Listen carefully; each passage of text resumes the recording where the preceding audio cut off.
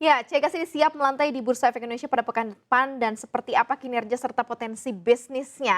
Saat ini sudah hadir di studio CNBC Indonesia Bapak Andika Purwonugroho selaku Direktur Utama PT Citra Nusantara Gemilang. Selamat sore Pak Andika, apa kabar? Sama-sama. Baik, terima Salam kasih. sehat, selamat tahun baru. Kita Sama, awali tahun baru juga untuk perusahaan Anda yang akan terima melantai di kasih. Bursa Efek Indonesia Terima kasih. pada tanggal 8 Januari Ya, mendatang ya Pak ya. Nah segala persiapan sudah dilakukan pasti. Mungkin sekedar informasi juga nih ya sebelum kita bicara bagaimana target-target IPO. Seperti apa sih sebenarnya Citra Nusantara Gemilang ini atau Cegaz ini ya Pak, kode emitennya. Apa yang dikerjakan, apa yang dilakukan gitu sejauh ini Pak Andika? baik, terima kasih. Jadi memang perusahaan Citra Nusantara Gemilang Terbuka ini adalah perusahaan distribusi dan perdagangan kompres natural gas ya. Mhm, Jadi kita mulai beroperasi di tahun 2006, jadi lumayan cukup lama nih, sudah hampir 17 tahun. mhm.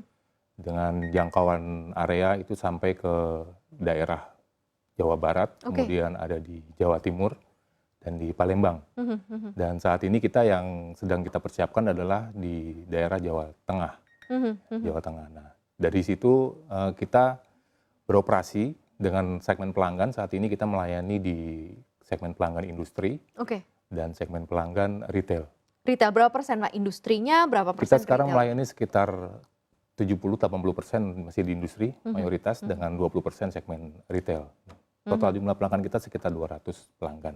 200 pelanggan Hampir 200 gitu ya, pelanggan hampir gitu ya. 200 Betul. pelanggan. Berarti akan ada penetrasi pasar yang akan Pasti, dibuka lebih luas lagi ya. betul. Seperti apa sebenarnya Cegaz sendiri atau Citra Nusantara Gemilang ini melihat penetrasi pasar yang bisa dijamah lagi nih oleh Cegaz ke depannya? Ya, jadi kita mulai tahun 2017 itu memang berpenetrasi ke segmen pelanggan retail ya. Retail ini adalah khususnya di segmen pelanggan hotel, kemudian restoran dan beberapa mungkin UMKM ya. Mhm, mhm. Di daerah-daerah yang memang tidak terjangkau jaringan pipa.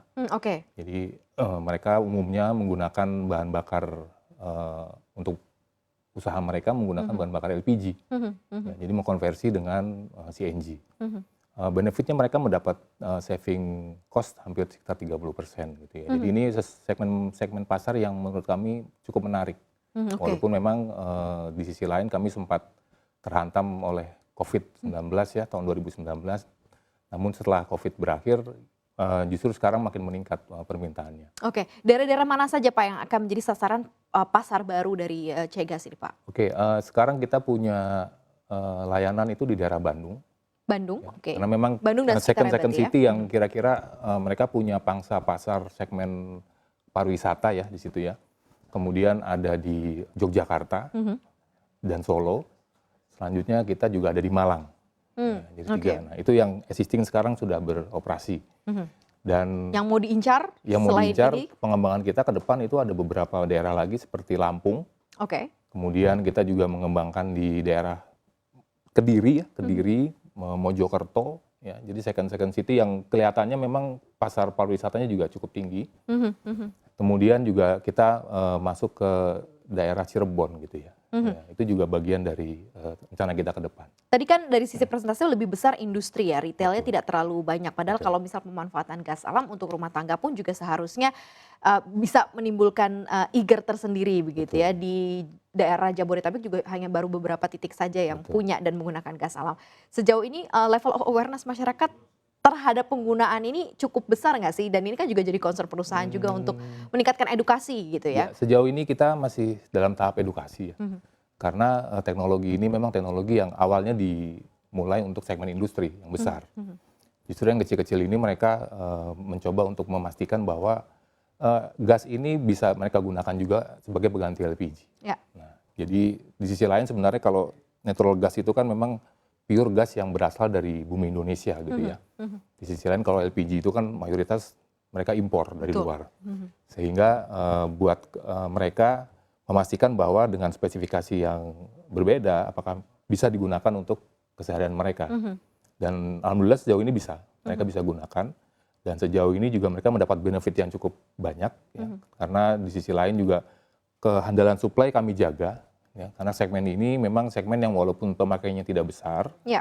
tapi dengan jumlah populasi yang banyak, kami harus mendesain distribusi yang cukup kompleks sebenarnya. Tapi buat kami ini adalah prospek ke depan. Di sisi lain ini ada pengembangan-pengembangan karena di Jawa itu sekarang mungkin sudah ada jaringan pipa utama yang sedang Betul. dibangun pemerintah ya di utara. Itu dari Gresik sampai dengan nanti rencana sampai Cirebon dan bahkan sekarang yang existing sudah sampai di Cilegon. Nah, kita menyasar ke daerah di Jawa bagian tengah ke bawah, ke selatan.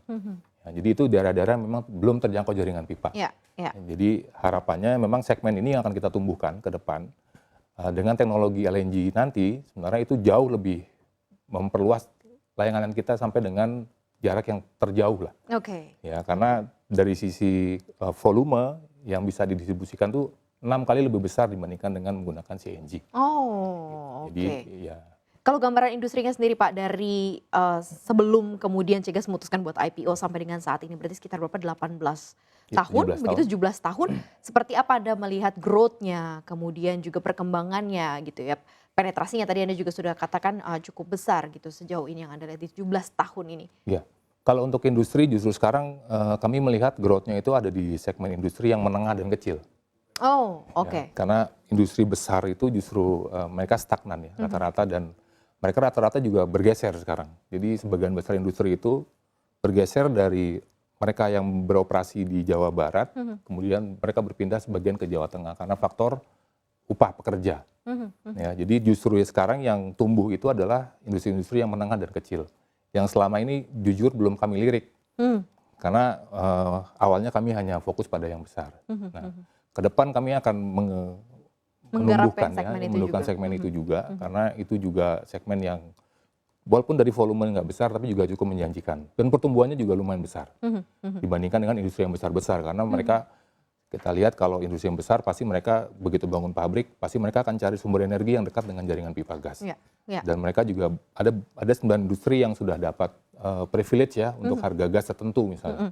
Jadi mereka otomatis ya mereka sudah punya segmen sendiri lah.